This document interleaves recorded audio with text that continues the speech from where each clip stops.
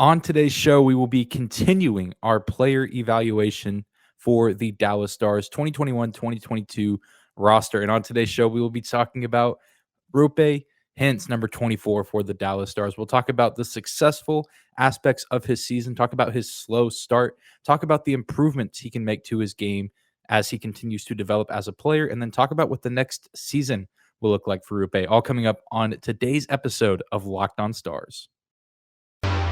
Your Locked On Stars, your daily podcast on the Dallas Stars. Part of the Locked On Podcast Network. Your team every day.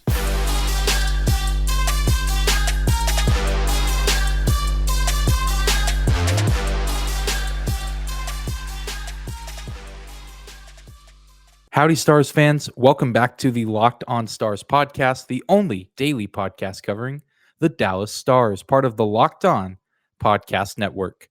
Your team every day. I'm your host, Dane Lewis, your local expert on all things Dallas Stars hockey, credentialed member of the Dallas Stars media, coming to you on this Thursday, May 19th. And whether this is your first time here or you are a recurring listener, thank you for stopping by today's episode of Locked On Stars and for making us your first listen of the day. Be sure to subscribe to our show on YouTube as well as your favorite podcasting platform. Remember, we are free and available no matter where you listen or how you listen. You can also find me on Twitter at Dane_Lewis, as well as our show at Locked On Stars. Thank you guys for the continued support. Thank you guys for 300 YouTube subscribers. That is still absolutely insane to me. And I know the channel and the show will continue to trend upwards and continue to grow because of the fantastic listeners like you who are just wanting to be more educated on the Dallas Stars. So thank you guys so much again for 300 YouTube subscribers. Be sure to tell your friends about the channel if they do not know about it or if they do not subscribe yet.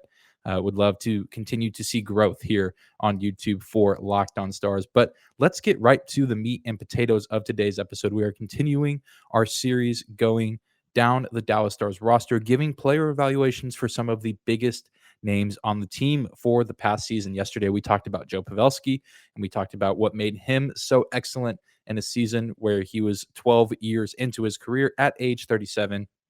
And today we'll be talking about a guy who played very closely with Joe Pavelski, and that is, of course, number 24, Roope Hintz. And Roope Hintz had, just like Joe Pavelski, his best statistical year. The only difference here is that Roope Hintz is considerably younger and is still a up-and-coming player in this league. But everyone who is a Dallas Stars fan has known about Roope Hintz for a while and knows how gifted of a player he is and how impactful he already has been and will continue to be for this franchise for years to come. And to be quite honest and kind of brutally honest, and I'm sure many of you who watch this season know it and remember it, Roope Hintz did not get off to a good start this season. It took him 5 games to even notch a point, and it was, of course, the home opener on October 22nd against the Los Angeles Kings, and it took him over a month to even score a single goal. It was November 10th against the Nashville Predators at home in a loss, but I still remember that moment. That was the first time in the season that I'd gotten to be in the press box at a Dallas Stars game, and I remember that place went nuts because Roope Hintz finally scored a goal, kind of a greasy goal down by the crease. But it was just such a weird phenomenon to see that happening to him so early in the season. Roope was a guy going in that we expected to be in the top 3 in points, which eventually he was that for this team. But just an awful start to the year for him. And, who knows what his numbers could have looked like if he had been playing, the first month of the season the way that he played the rest of the season, which was just kind of an unstoppable offensive force. It wasn't for a lack of trying in that first month. He took 32 shots from the season opener on October 14th to November 10th. When at that game against the Nashville Predators, 24 of those shots were wrist shots, 4 of them were snap shots, and then there was 1 backhand, 1 tip shot, 1 deflected shot, and 1 wraparound shot. And eventually, the goal that he did score against the Preds was a wrister, and then 19 of his 37 goals on the season were wrist shots as well. So I think we already knew that Roope Hintz had a good wrist shot, and that was kind of his primary means of scoring, but things just were not going his way earlier in the year. And I know he hit a ton of crossbars and had some shots that went just wide of the net or were just turned aside by opposing goalies. And of course, there were a lot of guys that struggled early in the year against any goalie in the league. Just absolutely insane to see some of the goaltending displays against the Stars in this past season. And Roope Hintz fell victim to that in the early goings of the year. And it just really came down to, it wasn't, again, lack of trying. It wasn't a lack of talent. It wasn't a lack of skill. He just needed to see one go in. You hear that in sports all the time. It's a very common term in basketball. You just need to see one shot go in, and then your confidence finally kind of gets that kick, gets that juice that it needs.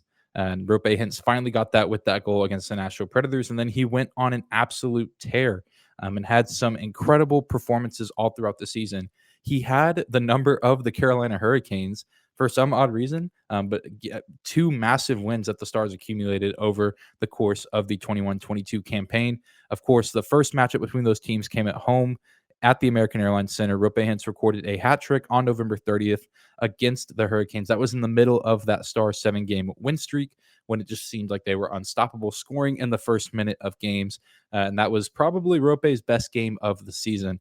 That place was going absolutely nuts every time he got the puck, whenever he already had his first two goals. And then, of course, he scored that third one at the end of the game. But he also came up big whenever the Stars traveled to Raleigh, North Carolina to take on the Canes. He scored two big-time goals. That was Scott Wedgwood's debut.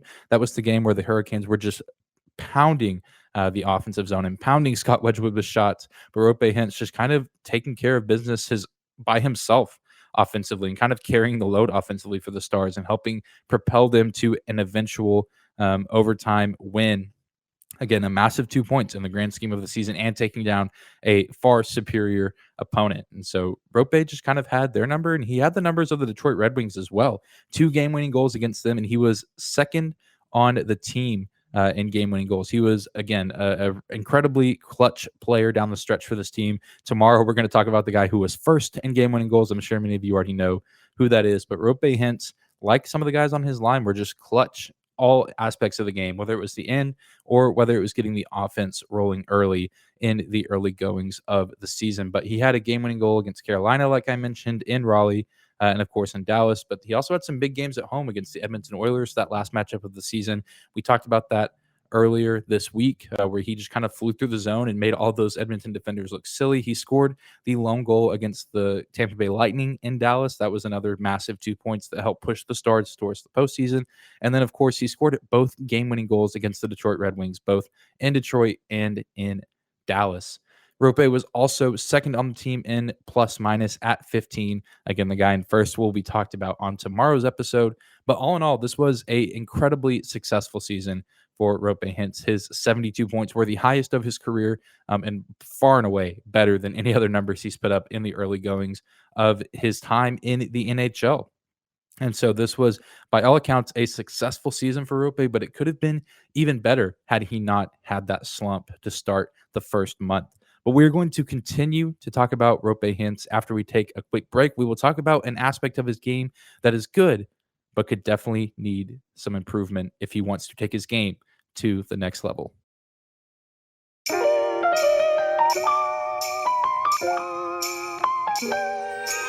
Today's episode of Locked On Stars is brought to you by Built Bar.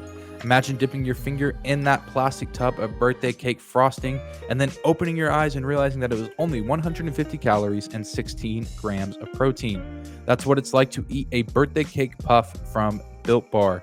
I've personally tried these birthday cake puffs, guys, and let me tell you, they are everything they are cracked up to be. They are delicious, but also they're not terrible for you. It's better than eating a candy bar. It's better than eating an actual slice of cake, but you don't have to skip out on the taste and the quality of the food that you are eating.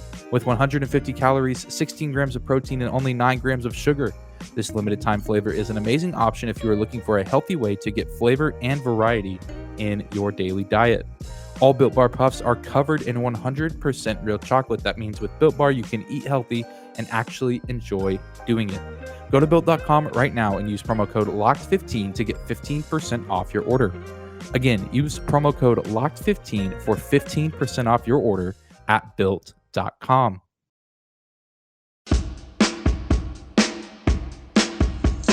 We are, of course, talking about number 24, Roope Hintz, another key member of that Dallas Stars top line. Thank you, and though, for making Locked On Stars your first listen of the day. For your next listen, go check out the Locked On Now podcast, nightly recaps of every NHL game with analysis from our local experts. It's free and available wherever you get your podcast at. And we're continuing to talk about the season that Hintz had for this Dallas Stars team. Last segment, we talked about his offense and how he absolutely exploded after the first month of the season. But it's really no secret that Roope Hintz, he's a great offensive player, but he's also a pretty dang good defender as far as being a forward. He's considered to be the best, if not like one of, if not the best two-way players on the Dallas Stars roster in this past season. And you can see just by the minutes that he got during certain points of the game, he was 8th on the team in shorthanded time on ice, almost 93 minutes in total, 92 minutes and 52 seconds. The only other forwards who had more time on ice during shorthanded play was Luke Glendening, Michael Raffl, and Radek Faksa. All three of those guys more checking type forwards, not necessarily known for their offensive prowess, unlike a guy like Roope, who is known to be an elite goal scorer and an elite skater. So I think that says a lot about his game. And he, of course, did leave the team with 3 shorthanded goals. We remember 2 of those coming against that big game against the St. Louis Blues back in late November, connecting with Michael Raffl. And of course, he did pick up an assist as well while being shorthanded. So Roope Hintz was an absolute key asset to the Stars penalty kill unit. And I think that there was a lot of trust put upon him this season by the coaching staff. And so I imagine we will see that trend continue next year. But I do want to see Roope round out his defensive game as a whole and get those more penalty kill minutes, but also raise his game defensively on the 5-on-5 side of the ice. I think that he is a truly gifted player because he does have that really nice wrist shot. He does have that great ability to enter the offensive zone and kind of get past defenders whenever it looks like any other kind of player might not be able to get by them. But Roope has that unmatched speed. I think maybe the only other guy on this Stars team that maybe is the same level of good skating and speed, if not better, is of course Miro Heiskanen, who we'll talk about later in this player evaluation series. But I think that could make a deadly combination. I think Roope Hintz and Miro Heiskanen on the same penalty kill units could cause a ton of problems for the opposition, just because of their speed, because of their vision, and they're both gifted offensive players in different ways. I think Roope Hintz is clearly the better offensive player, but Miro, I think, is ready to take that next step to shoot the puck more and be more available on the offensive side of the ice, kind of like a Cale Makar, Roman Josi type player. Again, we'll talk about him later on in this series, but if you put him alongside Roope Hintz, especially on the penalty kill, I think that could cause a ton of problems, because imagine them going on a breakaway on a shorthanded opportunity. I mean, even with the extra guy on the ice, it would be hard for most NHL teams to keep up with those two guys, especially some of the more inferior competition in the league that maybe doesn't have these super speedy, these super athletic skaters. So Roope Hintz certainly is not a bad defender, but I think the part of his game that needs improvement the most is his defense, because he does so much well offensively already. Of course, he did have that slump again, but I think that was more of a rarity rather than something that's going to be a constant. Whereas his defense, you could say, okay, maybe he's had a few good defensive seasons. He's had a lot of time on the penalty kill, but maybe that's just luck, and teams can work their way around that, and they can find a way to, beat him and make him look silly on the defensive side of the ice until the coaching staff has no other choice but to pull him. But I think that if he can continue to improve, it will take his overall game to the next level. Being active on the defensive side of the ice will always lead to productivity on the offensive side of the ice with a guy like Roope Hintz, just again, because of his speed and because of his playmaking ability with his teammates, but also just with himself. He's a pretty good handler with the stick. And so, if he's being active on defense, he has an opportunity to poke a puck away or intercept a pass. And if he's already hitting his stride, he's a difficult guy to catch. And I think it's no secret and no debate that Roope Hintz is the most complete player on this Dallas Stars team. And taking his defense to the next level will help him move to the next level of NHL stardom. Joe Pavelski, I think, is one of the best players on the team, but I don't think he's the most complete. I don't think his defense is at the same level as Roope Hintz. I think the same thing for Jason Robertson, and I don't think Jason Robertson quite has Roope's speed, although I think Jason, again, one of the best players on this team, Miro Heiskanen, one of the best players, but doesn't quite have the offensive prowess or efficiency that Roope Hintz has. I think if you had to point to the most complete player on this roster, it's Roope, but he also still has a long way to go because he is so young. I mean, this is only his fourth full season in the NHL. And if you want to count the 2019-2020 season that was chopped up into what felt like itty bitty pieces. So again, it's not really a harsh criticism or saying Roope Hintz was bad at defense, but if he can take the defensive side of his game to a whole new level and improve that dramatically over the offseason, I think that he asserts himself into a conversation of one of the truly elite players in this league. And so I can't wait to see what he looks like coming out of the gates at the start of next season, because if he works at that and, of course, continues to work on his offensive skills, I think he is going to be a handful for every single team in the NHL on a nightly basis. But speaking of next season, we will talk about the outlook as of right now, the way too early predictions for what the 2022-2023 season will look like.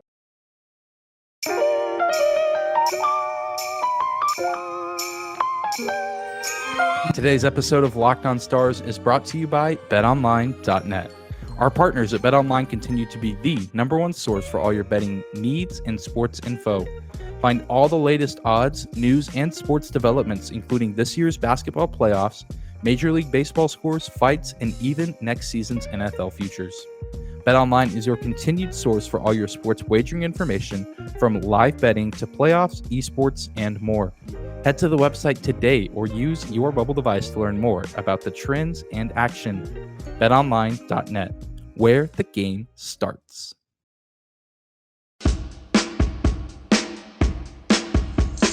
And we're closing out today's player evaluation episode of Locked On Stars. Thank you again for making us your first listen of the day. This is your host, Dane Lewis, at Dane_Lewis on Twitter. You can, again, also find our show on Twitter as well, at Locked On Stars. Thank you guys for the continued support, both on social media as well as YouTube. Let's talk about what this upcoming season may look like for Roope Hintz. I think it's pretty easy to see that he will be on the Dallas Stars roster, barring anything dramatic and crazy. He will be going into the final year of his 3-year contract that he signed back in November of 2020. He's making just over $3 million a season, and I think he's going to be in line for a huge upgrade as far as payment goes, because he, as a player, has continued to upgrade ever since he arrived in Dallas. You look at his points, they just go up every single season without fail, and it was kind of by a smaller margin, but then it took a just massive leap in this year. I mean, in the 18-19 season, 22 points in 58 games played. The next year, 2019-2020, 33 points in 60 games played. In 2020-2021, 43 points in 41 games played. And then this past season, 21-22, 72 points in 80 games played. So again, that 72 points this season as compared to obviously 2020-2021 being a shortened season and condensed schedule because of COVID, but still just an absolute massive jump for Roope Hintz this season. And again, had his best season without a doubt, without question, and proved that he belongs with this team, and he is aiming to be a cornerstone piece for this franchise for hopefully the next 5-10 years. I think he could really be an elite player for this team and an elite player in this league. So look for Roope Hintz to have another historical, phenomenal numbers, record-shattering season in order to try to earn a huge contract like the one Miro Heiskanen signed last offseason and the one that Jason Robertson will likely get this offseason. I think it's, not really a secret or a mystery that the Stars are kind of in this transitional phase where some of the veterans are starting to be phased out because their contracts are expiring or they're being dealt to different teams. And then you kind of have this new generation of players looking to sign their big deals. Jamie Benn and Tyler Seguin still kind of in the middle or on the back end of their big deals that they signed whenever they were in their prime. And now we have this new batch of generational talents, generation rather than generational talents of Dallas Stars coming in to sign their big contracts because they're showing that they're deserving of it. And I think Roope Hintz has shown that he is deserving of a big contract up to this point. And then, of course, this coming season being the final contract year, you have to believe that he is going to go all out in order to earn that big paycheck. And hopefully the Stars are the beneficiary of that, and it helps push them to another Stanley Cup playoff appearance. So, I mean, just again, way too early numbers predictions. I mean, he got 37 goals this year. He was 3 shy of being a 40-goal scorer. I think he will cross that threshold easily next year. I think he scores over 40 goals, he probably still gets around 35 to 40 assists. And I mean, 40 goals, I feel like is the floor, and the ceiling's probably even higher because I would not hold your breath and expect him to have another month long slump to start the season. Again, I think that was just kind of a one time thing, a really rare oddity that we probably won't ever see again from Roope Hintz. I think that kind of happens to players in their career maybe once or twice. And I think with a guy like Roope, that's going to be the only time that we see it, at least for that long. I'm not going to say he's going to, score a point or score a goal every single game, but I don't think he's going to go literally a month between scoring goals. I just do not anticipate that, given how talented he is and how talented his two line mates are, as well as some of the defensemen up on the blue line. There's just too much talent within himself and around him for him to be that unproductive for that long of a stretch ever again. And so he's a key piece to this franchise. He was a key piece to it this past year, a huge reason why the Stars found themselves in the playoffs. I wish he could have stepped up more in the postseason, but just like Jason Robertson, who we're going to talk about tomorrow, he's a young guy and still is getting somewhat acclimated to Stanley Cup playoff atmospheres. I mean, he did okay in the bubble in 2020, but there were no fans in the building. And so this wasn't his first time playing in front of fans, but having to get reacclimated to that environment, while also kind of feeling the pressure of, hey, this is one of the best top lines in hockey, and they have to step up and perform if they want to beat Calgary. I think maybe the pressure wasn't too much for Roope Hintz or too overwhelming, but maybe it got to his head a little bit. And so hopefully now that he has another year of maturity and another year of experience behind him, he will use that veteran expertise to be one of, if not the best player on the ice for the Stars team. And he's been everything that the front office could have wanted him to be and more for a guy that was drafted 49th overall back in the 2015 draft. He has panned out really well, and seems like a steal of a player for not being a guy drafted in the first round. We all remember Denis Gurianov drafted first by the Dallas Stars in that 2015 draft, and he hasn't quite panned out like Roope. But we'll probably get to an episode on Denis Gurianov later in the offseason. But that's going to do it for today's episode of Locked On Stars. Thank you again for making us your first listen of the day. And I'll make your second listen of the day, the Locked On NHL podcast. From first round matchups to each Stanley Cup kiss, Locked On NHL covers the playoffs like no other. Hear the latest news and opinions from local experts every Monday through Friday. It's free and available wherever you get your podcast at. Be sure to subscribe to the Locked On Stars podcast on YouTube, as well as your favorite podcasting platform. And if you feel so inclined, leave a comment, rating, or review. If you like what you hear, you can also find and follow me on Twitter at Dane_Lewis and our show's account at Locked On Stars. Be sure to tune in tomorrow as we will be closing out this week with the third installment of our player evaluation series, rounding out the top line evaluations. We will be talking about Jason Robertson. I'm looking forward to it. I hope you guys are as well. And let me know, if you have any thoughts on Roope Hintz or Jason Robertson that you want to be addressed in tomorrow's episode. Be sure to drop that down in the comments below. But we'll see you on tomorrow's show, Stars fans. Have a great Thursday.